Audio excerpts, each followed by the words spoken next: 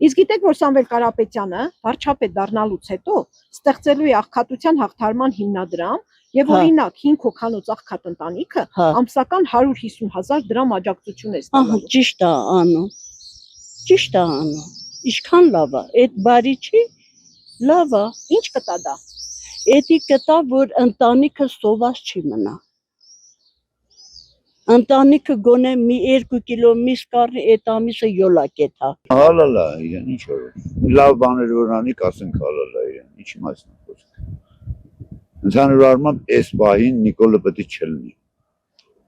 $400,000 տվեց իբրև բաներ անում։ Դե որ սկզբից եկել էր, ուզում էր ստուգեր, ընդ բաներ կար։ Գիտնականներ կային արտասահմանյան բան, որ իբրև այս հանքը շահագործվի։ Կարա ինքը առանց վնասի բանանի, գիտնականները ասի, որ չկա այդպիսի բան։ Այսօր խիա բացը թունավորում այս ծիրուն կուրորտը։ Այս աշխարհի ամենալավ կուրորտներից մեկն է, խիա թունավորում։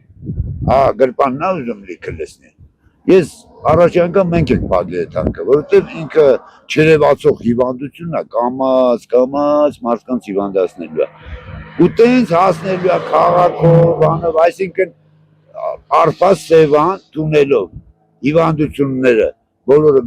գալու է Սևանից տալու են ռոռոկման ջուր, Արարատյան դաշտավեր, այդ բոլոր ստացած պտուղ բանջարեղենը Երևան շուկա, բոլորն իրար հիվանդանալու են։